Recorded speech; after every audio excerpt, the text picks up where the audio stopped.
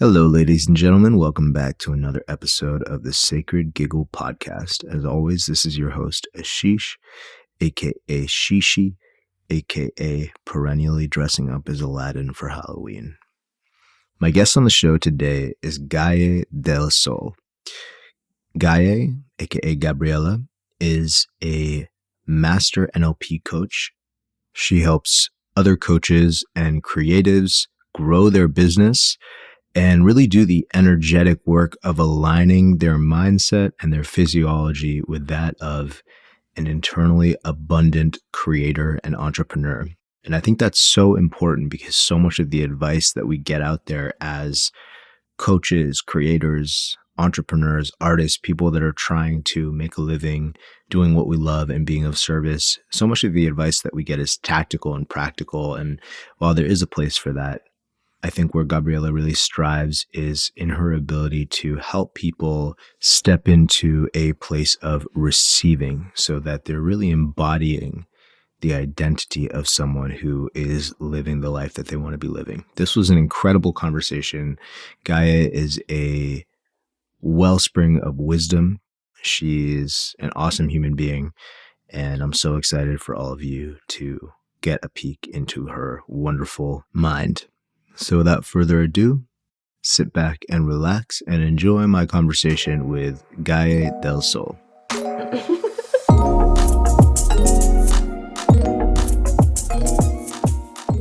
Before I was a coach, I was a designer. I was a graphic designer mainly, but I did a bunch of other things. So I did not interior design, but it's basically like signage and wayfinding. So basically like if you get a space, let's say I'm making something up. Okay, like the airport. Someone has to design the flow of that and make the signage and make it look cool and brand the inside of a building, basically. Right. So I would do a lot of that, like 3D work and all under the umbrella of marketing. So I would do copywriting, like basically everything. I was freelancing for a long time at the same time as always having a 9-to-5. And basically, I came to a point of burnout. I feel like a lot of coaches find themselves in this place. Like they just end up burning out and be like, why am I even doing all of this? Like, do I even enjoy all of this? And at least for me, I love being creative. I still consider myself like a creative before a coach or before anything else. But I got to a point where I realized I had to like be honest with myself that the work that I was taking on was really more of like something that I thought that, okay, if I have enough cool names under my belt, if I feel like I'm a credible enough person, then eventually I can be taken seriously in doing what I want. But that moment never came. And what was that at the time, like the doing what you want as a designer? Yeah, I imagined myself like doing things for children. I imagined myself doing lots of more like playful stuff. If you see some of my art, it's very like, I like to consider it, playful, minimalist. I saw myself doing things that had to do with like children and children's education, which is really interesting because the inner child thing, like I guess we'll come back to that when it makes sense. But I was not doing that at all. And the one time I got super close to it, like actually doing what I love, like, as a professional being hired as in a 9-to-5, was my first corporate job was working for the Gap, but like for the children's design. So I was like, oh, cool. I get to like, it's kind of a company that people recognize and at the time, respect and all that kind of stuff. So I was like, oh, I can draw and do my kids stuff. And then that'll be a perfect body of work to then like go do my own thing. But when I got hired, my first day of work, I show up to, my office, to the office. And they're like, oh yeah, that's actually just your title, but you're actually going to be doing something completely unrelated. So I was... Classic corporate America. I was so crushed. I was like, is that legal? Like my literal job title is kids and baby designer, but I was doing like the randomest like spreadsheet. Okay, I'm exaggerating. Not spreadsheets, but still like, so that was really upsetting. But I don't even know where I was going with this. Oh, what was I doing before? Yeah. So what were you doing before? And then I asked you, like, you were like, yeah, if I get enough, your mindset at the time was if I get enough under my belt, then I can do this thing that I really want to do. So that's what that was at the time. And then, keep going with. So just being able to be creative and to have my own thing, basically. Like I was open to what that meant, but I knew that I didn't want to work for something really stuffy, like corporate. I had to, in some of my jobs, I had to like dress up and, everyone was watching like who arrived on time, who came 10 minutes late, who left first. Like I hated that so much. And I just knew like this, I have to find a world with people who like, they value what you're producing and not like how you're producing it necessarily. Like in the sense of you don't have to be watched at all times, like how many hours you're clocking in. Right. Okay, so eventually I burnt out, and it came after being laid off 3 times. I was literally laid off 3 times. Yeah. And wait, this is all, but not all at the Gap. This is like No. 3 different times roles. over a 10-year career. Got it. Okay. And that was all as a graphic designer. Like that was your Yeah, that was my main thing. Right. Yeah, that's like the umbrella. So graphic designer, marketing strategist. And the 3rd time was finally like, there was literally nothing left. Like the first time I was like, oh, I guess this is something that happens to people, and that, not a big deal. You have to like get over it or whatever. Right. I got some other jobs. And then the second time I was like, oh, wow, what are the odds? But okay, fine. I've been through this before. Like I'm strong. I can get through it again. Right. And the 3rd freaking time I was like, what is this? Like the 3rd time I was just like, this can't be, what I mean? Like, and the ironic or interesting thing about all of this is that every time I got laid off, they would circle back around to me a few months later and ask me to come as a freelancer or like with lower benefits, like doing the same amount of work, but they, you know what I mean? So it was never reflective of like your performance. Yeah. Yeah. And like the audacity to come back and right. Like, yeah. We laid you off, but can you come work for us for less? Right. Crazy. That's so ridiculous. Yeah. I feel like your story is such a direct challenge to this cultural trope that getting a 9-to-5 job is the most secure path. Yeah. Which luckily I think is getting challenged more and more. Yes. Like I think more people are waking up to that actually the most secure thing is to have sovereignty over how you make money. And True.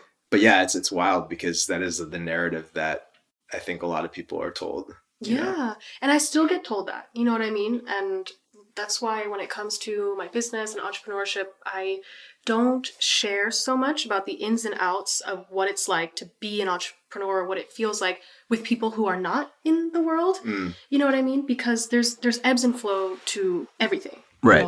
Even if you're in a 9-to-5, you're going to have good months, you're going to have like slow months, and that's just part of it. Right. But if you, for 1 second, like, I guess I can only speak for myself, but if I share that with someone who's in a 9-to-5, I'm like, oh yeah, business is, kind of difficult this month, or like, oh, last month was challenging because whatever, like, see, like, that's why, like, you gotta, like, whatever, like, when are you gonna get a real job, especially like my parents and my family who like, doesn't get it. So I just kind of like, yeah, I'm just not gonna share all that much because it's hard to like, unless you're surrounded by people who get it or who have similar goals, it's hard to like stay in that frequency and that mindset all the time. And I really believe that entrepreneurship and business and all that stuff is 80% mindset and inner work, 20% strategy, because strategy is going to change all the time. Right. The strategy that people were teaching just like, a couple months ago about like copywriting literally doesn't matter anymore. We've got ChatGPT, like it's done. Your strategy has to change now. Yeah. Yeah. So if you don't have the mindset to be like, holy shit, ChatGPT or, AI or whatever could actually end my business, that's a mindset we could have. It could be like catastrophizing, like, holy shit, I'm irrelevant. Right. If that was like your main thing. Or if you have the mindset or the physiology or like the tools to like self-regulate, you'd be like, okay, cool. How do I approach this in a new way? How do I keep evolving? How do I not stay married to a strategy that I spent so much money on because I went to like these programs and I learned how to be an entrepreneur, blah, blah. That's why I'm always like, if you're not working on your mindset and you're not working on your like actual physiology, then your chances for, building what you want, it becomes a lot harder, basically. Yeah. I want to put a pin in that because I think one thing I was doing my like mandatory 3 minutes of research that I do before these interviews. But one thing I did see on your website that stuck out to me was you talk a lot about the energetics of being a coach or creative entrepreneur that is in an abundant place where you're magnetizing that financial abundance to you. I definitely want to get into that. But first, I would love to just keep going down this story. So that happened. The 3rd time, it seems like that was like the straw that tipped the camel's back. Yeah. I don't know what that expression is. I think that's right. Yeah. But tipped. Yeah, tipped. Yeah. Tipped. Broke.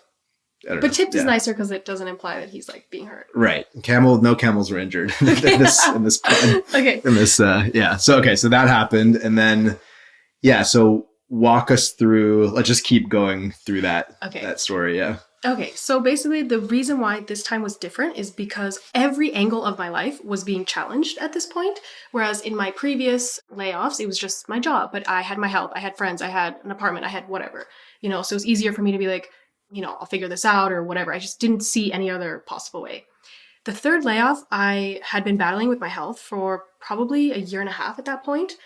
I also had moved to a country strictly for love, like following a relationship.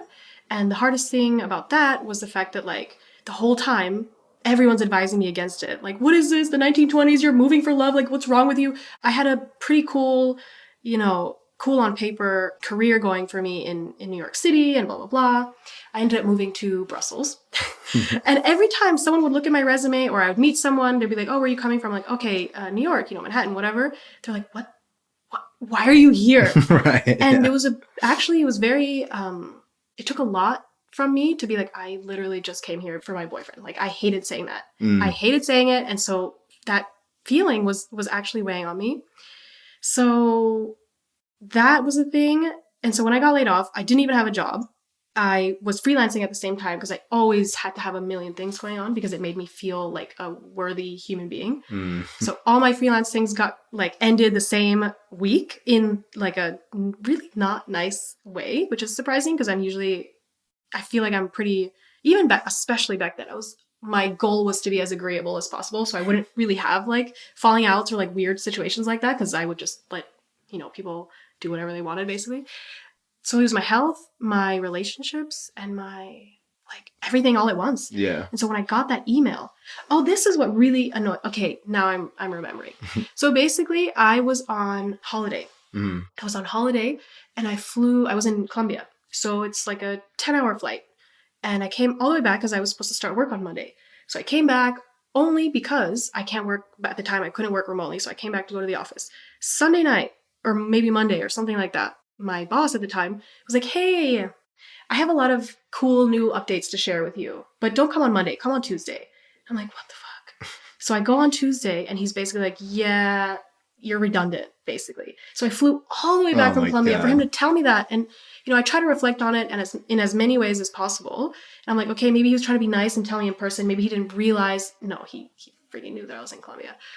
So I was so upset that I had to leave my family, take the flight, do all these things when I could have just stayed there and been with my family and like, been laid off at least around people that love me and I feel safe and stuff. But when I got that email, I guess I internalized, maybe looking back now, it was a panic attack. Maybe it's like symptoms of burnout. I literally had not heard of burnout before then. I had no idea. I didn't know the term. Right. And I just wake up in the middle of the night in excruciating pain. Because I had been dealing with this thing for a year and a half.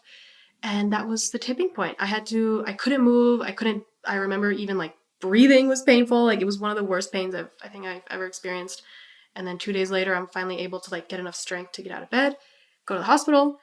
And the doctor's basically like, yo, there's nothing wrong with you. It's all in your head. And that for me, I was like, I'm done. I'm done with everything. Yeah, like I'm done. So that's when coaching found me, or I was open to receive something different. Yeah. If coaching or some like inspirational quote or whatever like came on my feed or, came into my field at a point before that, maybe I would have laughed it off. Maybe I would have thought it was kind of lame. Right. But then at that moment when I literally thought I had nothing, that's when I was ready to receive it. And that's when I guess Gaye was born. Yeah.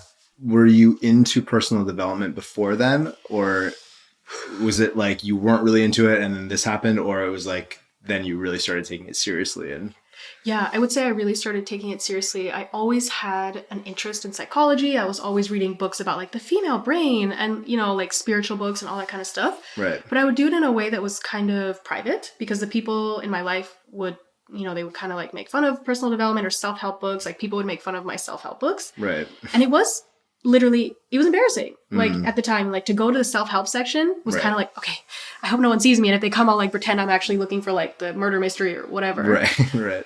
But the book that it all started with, when I'm talking about like years before, one of my first breakups, I didn't know what to do with myself. So I went to the library and this book that was like just glowing on the shelf for no reason was The Body Keeps the Score. You're reading that now. I'm reading it right now. Yeah. So that was like my gateway drug into like this world of trauma healing and somatic work and just understanding. That's such a great book to start the journey with. Like it was so really good. Like it wasn't like 10 steps to like, heal your relationships, but it was like, this is what happens to your brain, to your body under severe trauma. I'm like, oh, this is actually really cool. Yeah. Everyone should read this, not just like trauma survivors or people who have an interest in like, just everyone should have this like basic understanding. Right. Yeah. Yeah. Yeah. I mean, so you jump into that, and then that's when your coaching journey starts, or you start getting interested in that. And then how do you get from that point to where you are now, which is not just a coach, but a master coach for other coaches? Yeah. Like, how did that progression happen? Yeah. So when I use the term master coach, I just mean it in the way of like the tools that I have. I'm a master NLP coach. So I have like, I'm certified in certain techniques and methods that maybe someone in the like the starting understanding of NLP doesn't have. But when I say master coach, I don't necessarily mean it in the sense of like just for other coaches. So basically it's for everyone who wants to like understand their own mind and the subconscious and stuff. But how I got there was basically, so I hired a coach when I literally had nothing. I remember it was like the scariest investment ever because I didn't know when my next paycheck was coming. I didn't know any of that. Right. It was a 3-month program. It was $5,000. And that was how many years ago? I don't know. What am I talking about? 5 years. 4 years. I don't even know. Not that long ago. Like a few months before I started my practice. And in the middle of working with her, my goal was not to become a coach or anything like that. My goal was to what I considered like just go full time in my freelance practice. And in the process of learning about myself and like understanding like that my soft skills are actually like important, you know, because my whole life I thought they were kind of just like kind of useless. Liabilities. Yeah. I started realizing through her like, whoa, you are holding space for me in a way that I hold space for everyone in my life. And I didn't know that, like, what? I can get paid for this? Like, that's crazy. That's amazing. So my goal at the time was to help other artists and creatives just like me be able to market themselves, because what I found was that a lot of people in the creative industry like were taught tools, techniques, like how to be better creatives, but not how to be like business people, and also not how to take care of ourselves, set boundaries, like not let clients or client work, you know, take over our lives and our health, and also set livable rates, you know, like all that kind of stuff. So I wanted to be sort of like a business coach for artists who wanted to go off on their own, or, you know, just have a better life for themselves. Because back then I was operating from the frequency of like the starving artist mentality. Yeah. You know, so there's a really interesting like double-edged sword about the starving artist mentality. And one is that if you're making money, you're not a real artist. And if you're not making money, then like you actually care about your art and the world and stuff like that. Right. So I was operating from this place subconsciously. So if I ever did make any sort of like money, I felt like I'm not a real artist. Like looking back on it now that I've done all this money mindset work and self-healing work, I'm like, that's ridiculous. Like artists, we need artists in this world. Like literally look at, oh my God, artists are so important. So that was my main focus. And then as the years go by, I start to attract more people who wanted to learn how to help others with their gifts. So that's where I guess the like being a coach, a business coach and mentor for other aspiring coaches and knowledge shares, that's where that came in. And I know that my business is it's going to keep evolving with me. So who knows? Yeah. But that is what it is right now. I see it as a living, breathing thing. But yeah. I'm curious, though, first of all, the thing you said about artists is so interesting. And I feel like, like we need wealthy artists because wealthy artists have more resources to create more beautiful things, and also more resources to get those things out into the world. So I think that that's a really important thing to just double down on, especially because a lot of artists listen to this podcast, because I'm an artist. So a lot of people who follow me are artists as well. And yeah, that's similar, because that's kind of the journey that I'm on right now, is like coach as an artist, coaching at other artists. But I'm definitely more focused, at least for now, because I agree that it's always an evolution, on the mindset and the actual, like really like the deepest inner work of just like feeling like you're worthy as an artist, and feeling like if you have a creative impulse, you can follow that and the universe will have your back if you follow that. Because especially as a child of immigrants, like a lot of people that follow me are like South Asian as well, or diaspora kids. And for us, I think, because a lot of our parents came to the country with this mindset of like, we need to do something that will practically make money so that we can survive and provide for our kids. And a lot of them did very well. And so it's like hard to argue with their success, which is like a double-edged thing. Because it's like, if it's not resonating for you, then you got to do your own thing. And I have a similar story, as people know, of like working in the corporate world for many years, until I finally was like, okay, I can like believe in myself enough to be an artist. But I'm curious for you, what about the business angle of it attracted you specifically? Because you mentioned that, you know, you were doing mindset stuff, but And now also the work that you do with coaches is a lot about growing their business. But yeah, why was that specifically the thing that was, you felt like you wanted to help people with? Yeah. Because basically for me, the reason why I got to this point of burnout and like ignoring all the things going on with my health is because the number one priority I had in my life was to be a better professional. And for me, being a better professional or like a more professional, like was reflective of what I saw in my bank account. You know what I mean? Like I would always question my self-worth and how, good I was at something based on the number of clients I had or the amount of income that I had. And I feel like growing up in the US and same thing, child of immigrants, it was basically really important for them to see that we can build something greater or, sacrifice so much to come to this country with endless opportunities. And opportunities at the end of the day, yeah, we do need money. Yeah. And so for me, I want to be able to help people see that it's not just about like working harder. It's also about being in a better place to receive different opportunities and like know your self-worth so you can charge more and you can actually realize that the work that you bring into the world as an artist is so freaking important. Like I doubted that for so long. And honestly, the only reason why not the only reason, but a major driving force behind me making the choice to be a graphic designer and a marketing strategist is because I didn't think that being a fine artist would pay the bills for me. So I went to art school. I was, I got in with traditional like painting and drawing and stuff. And my family's like, yo, you wanna like, we're not, here for you to just like paint and finger paint all day. Right. And so I really internalized that creativity for creativity's sake was not valuable in society.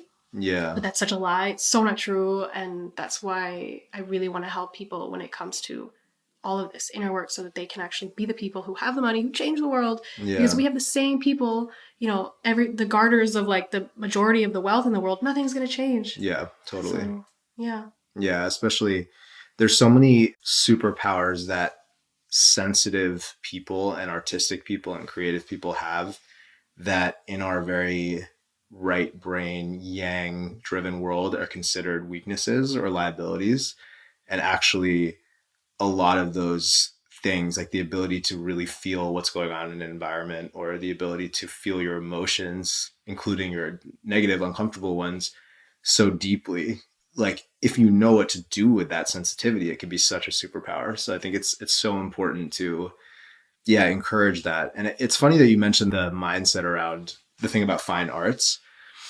This is something that I think about a lot because I'm always trying to, I guess, like in a way, prove to myself, but also push this message to other artists that if you just really double down on what is uniquely exciting to you. And I'm reading a book by Rick Rubin that just came out called The Creative Act. And it's like, he talks about this a lot.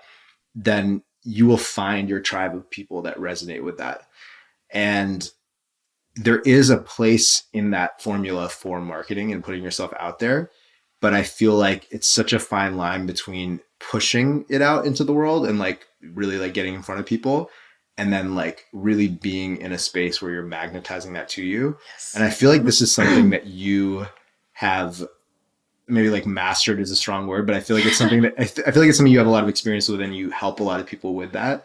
It's this subtle difference between like, okay, you want to help people grow their business and the practical, tactical things that people would think of is like how to do Instagram and blah, blah, blah, and all that list goes on and it's always changing, like you said. But then it seems like there are these lesser talked about principles, energetic principles that seem to be really important. And if I look at my own life with music, like all the best things that ever happened to me were kind of just like pleasant surprises, like in a way, but it's hard to make a business plan around that. So could you talk more about just the actual mechanics of how to be an energetic, like receiver of the abundance that you're looking for, whether you're an artist or a coach? Yeah, that's such a good question. But it's so true, like how much my life changed when I started to actually pay attention to my energy.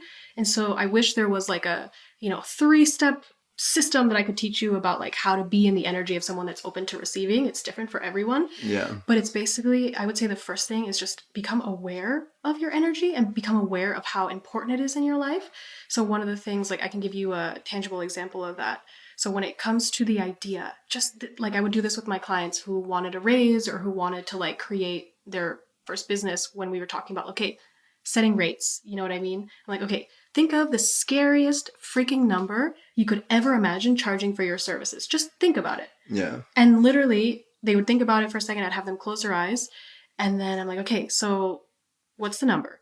And they would give me the number, and their voice would literally tremble giving me the number. And we're just in a session. You know what I mean? Now, imagine that. Yeah. You know, you can't even fathom saying it out loud to me. Now, how do you think that's going to affect you when it comes to actually making any sort of changes in your financial reality? You're afraid of certain numbers, like their heart rate would increase, you know? So I was like, okay, pay attention to that. So I want you to practice saying this number over and over again to me until your heart doesn't like palpitate or feel like it's going to explode. You know what I mean? So there's so many other little instances, little and big instances of when we don't realize what our energy, what frequency we're vibrating at. And for another like more practical term to understand it better is like, what is your physiology doing? Yeah. You know, when I tell you, I used to be too afraid to charge more than $37 an hour for work that was beyond like, I look at it now, I'm like, oh my God, that's like criminally low for what I was giving. Yeah. And it was really just because I was scared shitless to raise my rates, you know? And how was I going to make that step from going from 37 an hour? I don't charge hourly anymore. I charge like, you know, I create packages and things. My time, I cannot put like an hourly rate on what I do, you know? But to make a jump from like, let's say a €300 or $300 project versus working with like 4 and 5 figure clients today, like super easily. Sometimes I don't even have to get on sales calls, you know, like nothing changed in terms of like, I didn't learn a secret strategy. I learned to manage my energy, and I learned to be in this state of detachment, which is another thing that's really something that I feel people don't realize is so important to get comfortable with. Detachment is basically just knowing that whatever is not working out for you right now, that something better is coming right around the corner. You know, you state your boundaries, you state like, what am I willing to do? How far am I willing to go? And like, where's the line for that? And if that line is being crossed, or if you know that you have to like go outside of those lines, like just being like, okay, I will not pursue this further. You know what I mean? And actually being okay with that and trusting that the next best thing or the best thing for you is going to come. Yeah. And the way that I help people find that is basically like, you even said this yourself, some of the most incredible moments in your career or in your life came as a pleasant surprise. Right. I think a lot of people, if they reflect back, you can actually pinpoint times that you're like, oh my God, where did this come from? This is so amazing. I'm so glad that this didn't work out because it made space for this amazing new place that I am now. Yeah. So I really have people focus on that and hold on to that when they're making a scary decision, like turning away something that's almost perfect but doesn't quite meet the exact things that they're looking for. Right. You know, then to just like let it go. Yeah. And feel safe. It's such a deep and difficult thing to do. I mean, I guess it gets easier as you practice it, obviously, like anything, but it's just, it literally is like the polar opposite of what I've been taught my entire life, including by my relatively successful parents, you know, like where it's like, that's the thing that I think can become confusing because there are examples of people who have succeeded who would like completely disagree with that. Mm-hmm. But to your point, it's like, then you have to pay attention to the energy and like how fulfilled they're actually feeling at a deep level, like somatically in their body.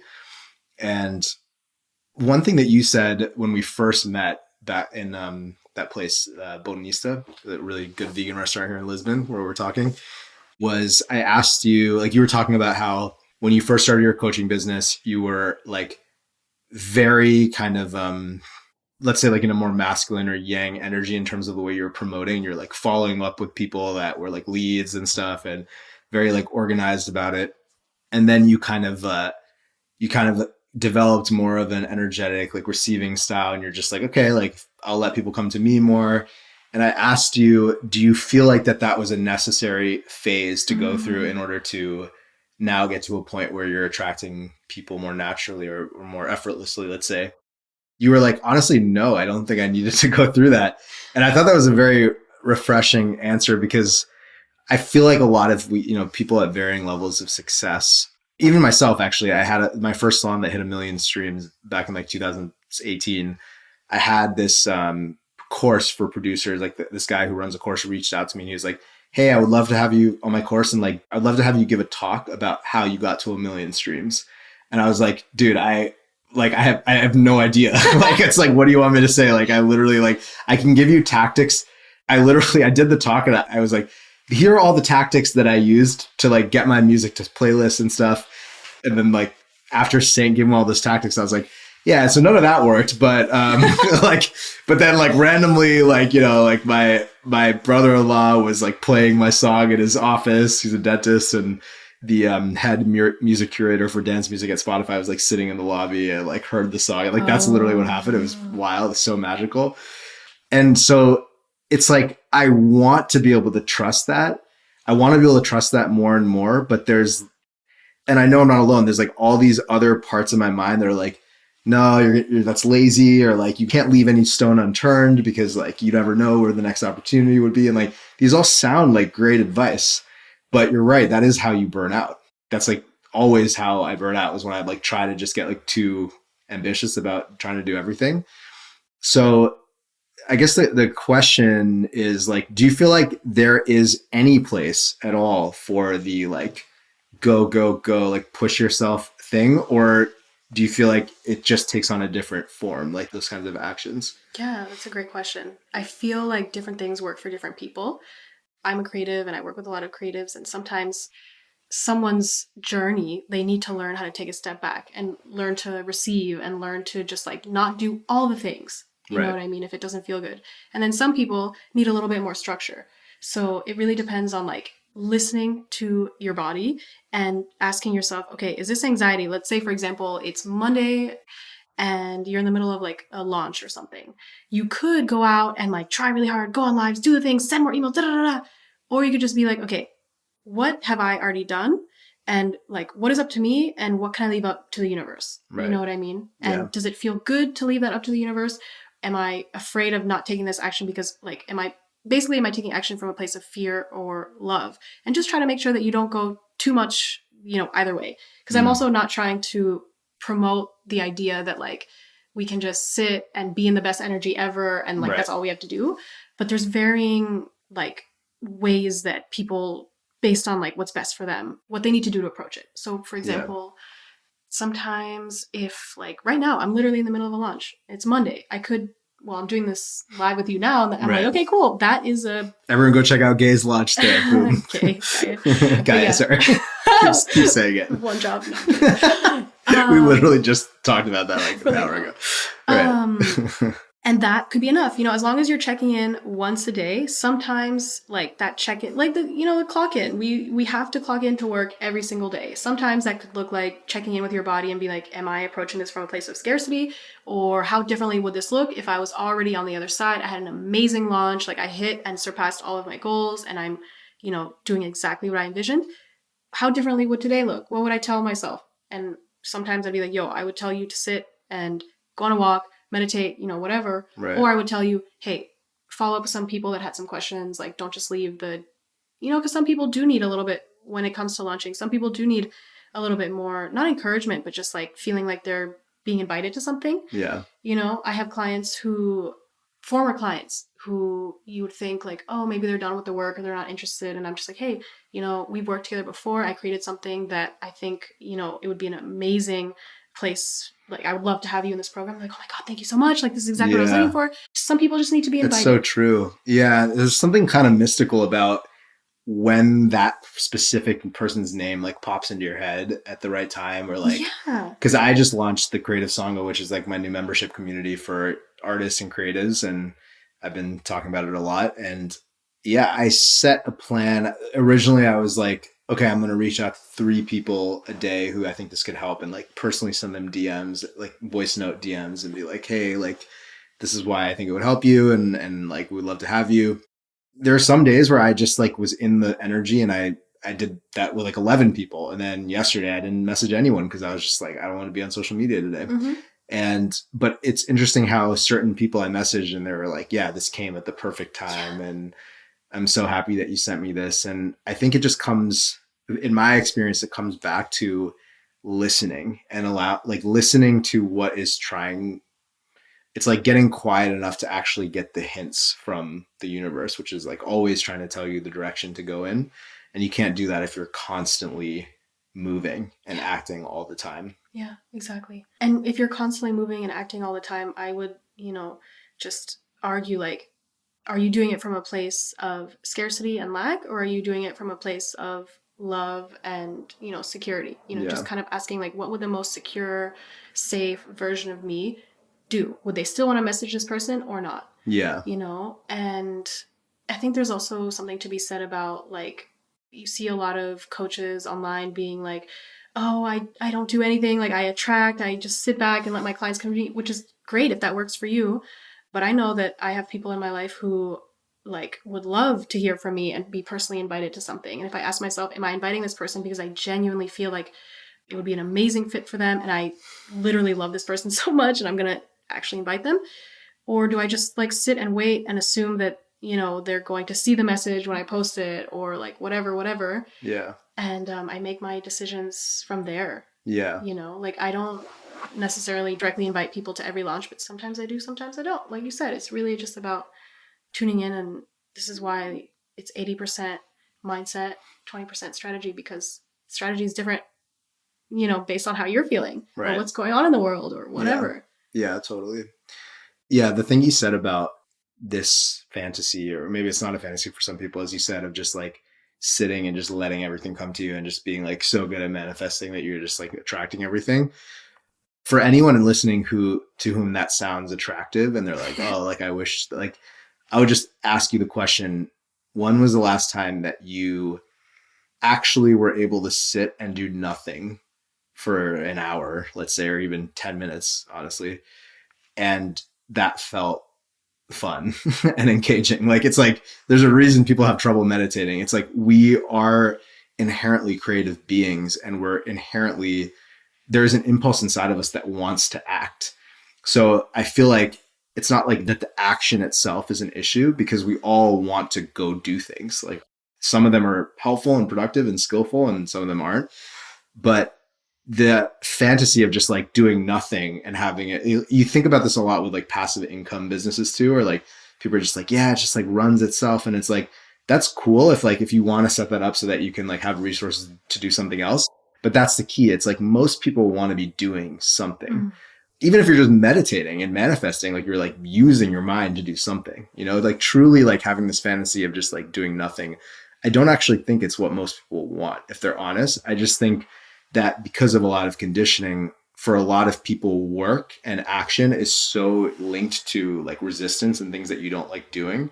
Right. And that's the key. Like, it's kind of like that age-old question, what would you do if money was no option? And I think about this a lot with creating art. Like usually when I have resistance or procrastination, it's because I'm getting in my head about what the end result is going to be.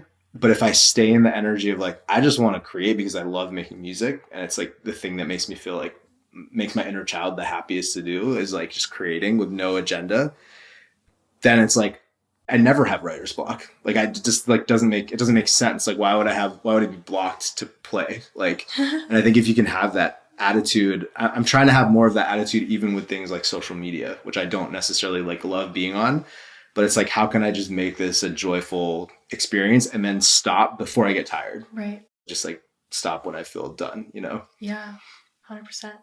I read something the other day, or something really struck me, and it was basically like, we can be in two modes, but for the most part, like, so there's survival mode, and then there's creative mode. And as humans, we can be in one or the other. Usually when we're in survival mode, it's really hard to be like in that creative flow state. So if we're just like focused on survival and doing things out of like, what we've been conditioned to do, which is just like work, and work has to be difficult, and work has to be self-sacrificing in some sort of way.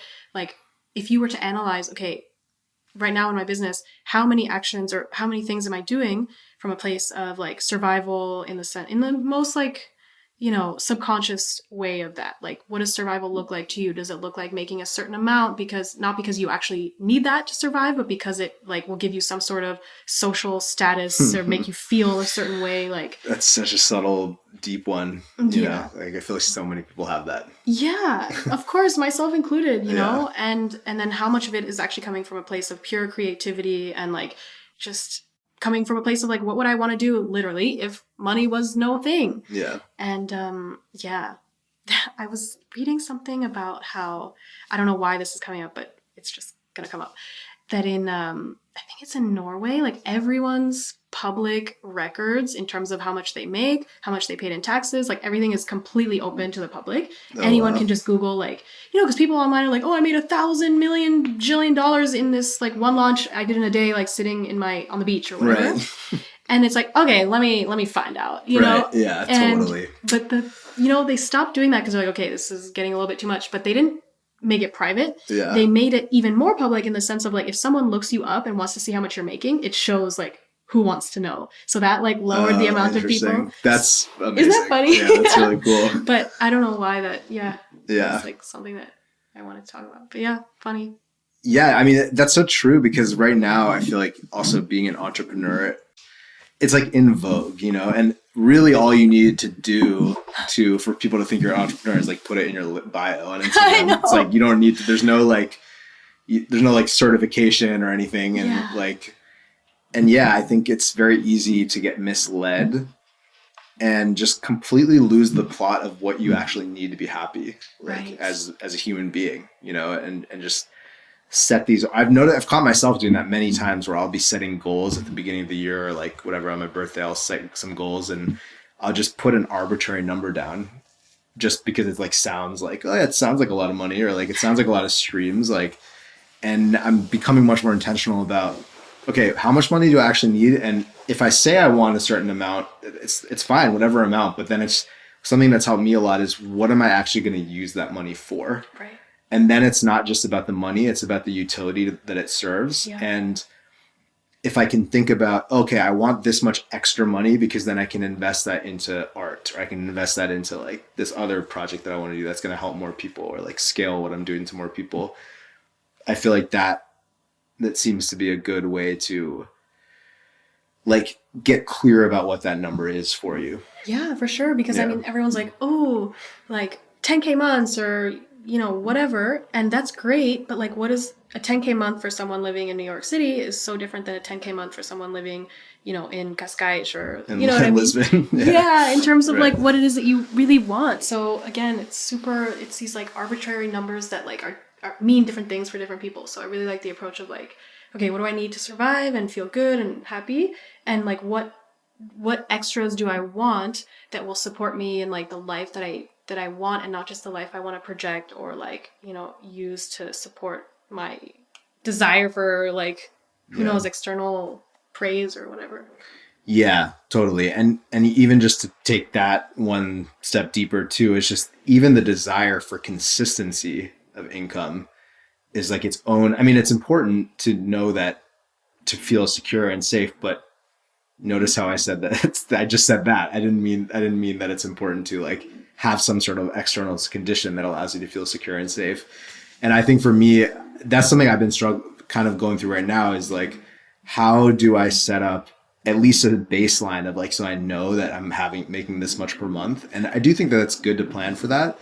But at the end of the day, like I've chosen a career path that, in a way of living that is, I'm not like a banker that has like a salary, it's like, and to your point earlier, we could argue about how secure that the 9-to-5 life even is, but right. That's like another level of trust that I'm really filling into right now is, okay, am I prepared to like have a month or 2 or 3 where I don't make any money at all? And I'm just like, damn, okay, but is my trust and my faith and my dharma, like what I'm doing and the service that I'm providing, strong enough that I know that I will be taken care of? And it's a deep practice.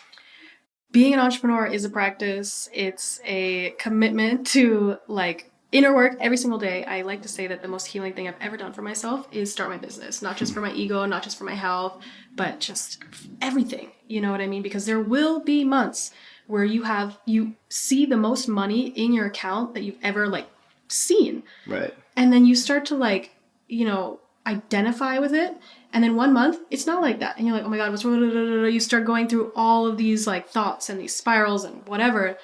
And that's just it. Yeah. You have to learn how to ride the wave. There's ebbs and flow. And also, it doesn't help that we have social media where everyone's basically like, I set myself up for the rest of my life to have 10K, forever and ever. Right. That's not true. It's straight up like this, like there's going to be months where, let's say you have 100K launch, but then you also had like 90K in bills or whatever. Right. That's something that I feel like not enough people are fully transparent about when it comes to like the entrepreneurial path. And I feel like if people were just a little bit more open about it, it wouldn't be as scary. It wouldn't feel like you're so alone or like you're doing something wrong. Right. But I feel really grateful for the fact that I was laid off so many times, because there's no like, I had the secure job until it wasn't secure, and I'm in entrepreneurship. And so it's just kind of like, okay, like there is no such thing as, security outside of your own ability to adapt and be resourceful. Yeah. But yeah. Yeah, totally. I think that's a good place to leave off for now. Before we wrap, just tell the people out there where they can find you, and if there's anything that you want to plug. I know you said you have a launch right now, so yeah, the floor is yours. Yeah, okay, so you can find me on Instagram. My name is Gaye Del Sol. I'm sure maybe you'll link something. Yeah, I'll put all your stuff in the show notes. But yeah, at the moment, I'm really excited about this new program that I'm launching, and it's strictly all about self-development and healing. So we're going deep in hypnotherapy, inner child healing, regression work. So that's really exciting. Most of my programs have been like a combination of that plus entrepreneurship, but this is open to anyone who wants to understand themselves better, break through unconscious blocks, and do it with a community of like freaking amazing people. The waitlist is open now, but we already have some people that are just like, ready, all in, waiting for the doors to open, and they are absolutely just amazing. So if that's something that you're interested in, send me a message. You can see the link in bio to learn more about when that starts and what we'll be doing. Yeah, I would say that's one of the main things I have going. And of course, one-on-one is open and rolling for anyone who wants to either do or learn entrepreneurship, ways to grow your business, or even start your business if that's what you want this year. Plus, of course, always personal development, mindset, inner work. So yeah, it was amazing being here. Thank you. Yeah, I love how thank the sun you. Came. I know this is perfect. It's a perfect ending.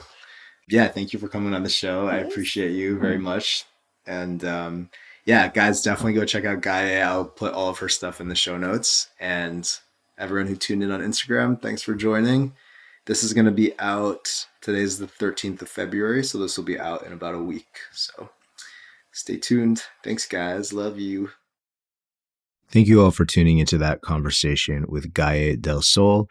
Be sure to check the show notes to learn everything about what she's doing. Get connected with her on Instagram. If you're curious about her offerings and courses or private one-on-one coaching, you can find all of that in the show notes. And if you like the show, as always, it means the world to us if you can leave us a 5-star review. If you can follow us, that is even better. It means that you'll be notified when all of the new episodes come out. And last but not least, I've been talking about this a lot. For those of you who are interested in going really deep and healing any limiting beliefs or negative emotional patterns that are blocking you from the creative force that you know you can be, that are getting in the way of you fulfilling your artistic potential in this lifetime, on this planet, I've just created a brand new community.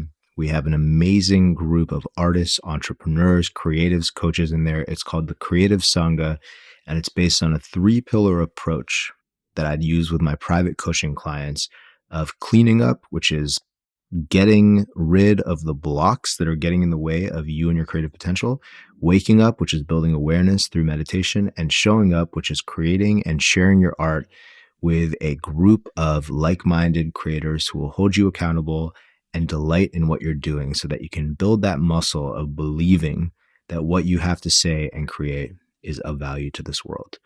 We need more artists. We need more creative-minded people in this world. That is my mission with the Creative Sangha. If this applies to you, if it resonates with you, we would love to have you. All the links to that are also in the show notes. And as always, thank you all so much for tuning in, and I will see you soon. Peace. Love you all.